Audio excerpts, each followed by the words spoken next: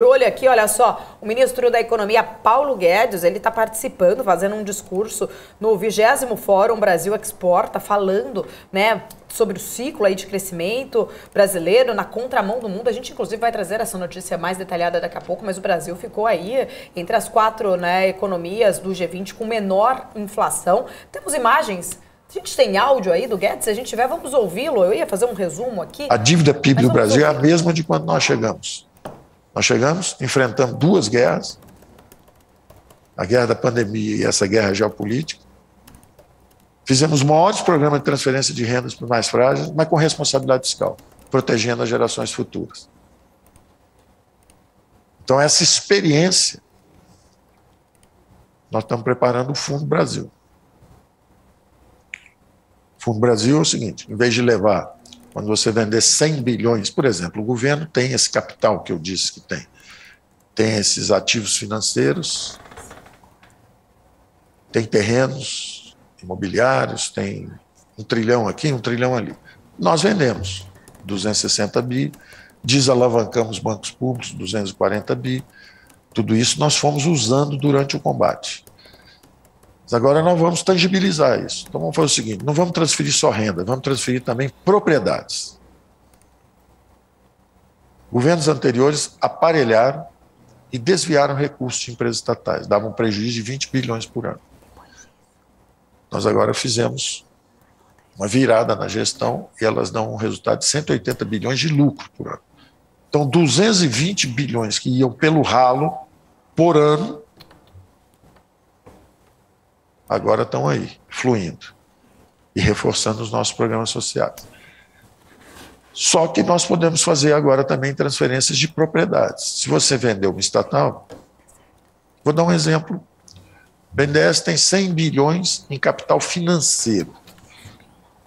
O governo brasileiro é dono do BNDES, o BNDES tem uma carteira, por exemplo, de ações da Vale do Rio Doce, da Petrobras, da JBS, da Eletrobras. Nós não gostaríamos que o capital público tivesse sob forma de um capital financeiro estéril, do ponto de vista social. Para quê? Para que esse dinheiro lá? Nós não temos um problema de desigualdade social grande? Vamos investir no capital humano brasileiro. Nós não temos um problema também de dificuldade de fazer investimento público por exaustão do modelo antigo? Perdemos a capacidade. Se nós quisermos fazer um gasoduto para trazer gás da Argentina para o Brasil, cadê a capacidade do setor público de investir? Se nós quisermos fazer uma hidrelétrica em Roraima, o presidente disse que tem um rio lá, que tem a capacidade de fazer toda a provisão de energia para o norte do Brasil, cadê a capacidade de investimento público de fazer? Se nós quisermos duplicar as estradas estaduais no Brasil, como os americanos fizeram, um grande programa que duplicou toda a rede, isso faz a integração do país inteiro em rodovias, cadê a capacidade financeira de fazer?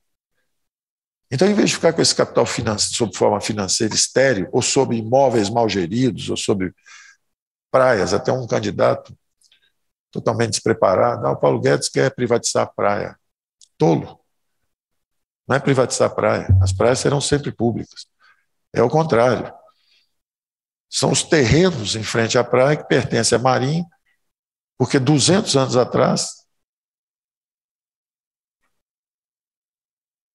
nós chamávamos de terreno de Marinha a distância do mar em que chegava um canhão, chegasse um navio de guerra e disparasse uma bala de canhão, ela ia 30, 40, 50, 100 metros para dentro do território, então aquilo ali, por segurança nacional, aquilo era terreno de Marinha. Então, terras valiosíssimas espalhadas pelo Brasil pertencem ao governo federal. Se nós vendemos isso, eu estava dando esse exemplo, um grande grupo estrangeiro quer comprar terrenos na beirada da praia por $1 bilhão, a praia é pública. Todo mundo pode tomar banho de mar lá, só que vai ter um hotel na frente. E aí o candidato despreparado, o Paulo Guedes quer privatizar a praia. Despreparado. Nem sabe em cima da fortuna que está sentado. Aliás, foi bom, porque senão pegava e desviava. O que nós queremos fazer é justamente pegar esses recursos Em vez do Brasil estar sentado em cima de imóveis mal geridos e em cima de empresas estatais ou mesmo empresas privadas, é um capital financeiro, tá, do ponto de vista público está esterilizado, nós queremos fazer o seguinte, nós vamos vender isso, cria o Fundo Brasil, coloca esses ativos lá dentro. Fundo Brasil. Vendeu um ativo, vendeu esses 100 bilhões, vou usar 100 bilhões só por referência, número redondo, 100, que é muito realista. É o valor, mais ou menos, de uma carteira de um BNDES, que é um banco público só tem, por exemplo, 100 bilhões.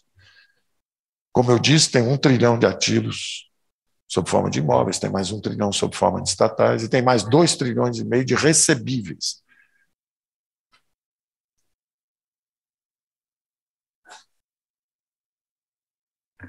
Vendemos 100 bilhões. Em vez dos 100 bilhões irem para reduzir dívida, que é o que a gente faz hoje, por isso que não vende. O horizonte do político é 4 anos. Se você fala, vamos vender, aí você passa 1 ano formulando, aí vamos vender no ano seguinte, aí aprova no Congresso. Aí no 3º ano derruba a dívida PIB, aí no 4º ano os juros seriam um pouco menores. 4º ano já teve eleição, ele perdeu uma eleição porque nós não soubemos compreender que uma democracia representativa exige um horizonte um pouco mais curto. Então você está pensando a longo prazo, eu vou vender, eu vou transferir isso para gerações futuras, mas as gerações futuras estão distantes do horizonte político, que é de 4 anos. Então nós temos que fazer uma conciliação. Vamos mandar metade para gerações futuras, mas vamos pegar a outra metade, 25% vai para erradicar a pobreza, fundo de erradicação de pobreza, e 25% fundo de infraestrutura pública. Então, dos 100 bilhões, 25 bilhões vão para reduzir pobreza, fundo de erradicação de pobreza, 25 bilhões vão para recuperar a capacidade de investimento do setor público e 50 bilhões nós transferimos para gerações futuras, redução de dívida. Então, são programas que vão reforçar muito a nossa... O Brasil anda com as 2 pernas. Economia de mercado, consumo de massa, capitalismo, eficiência e amparo social, sensibilidade social, reduzir as desigualdades, tudo isso. Curiosamente, as Forças Armadas usam a imagem do braço forte à mão amiga. Braço forte à mão amiga, braço forte à mão... O braço forte é uma economia de mercado. É como os Estados Unidos. Eles têm uma economia de mercado forte. A mão amiga são os programas sociais. Nós demos uma demonstração do braço forte da mão amiga. Enfrentamos a pandemia, estamos enfrentando essa guerra geopolítica com o braço forte, economia crescendo, e a mão amiga, os programas sociais triplicados.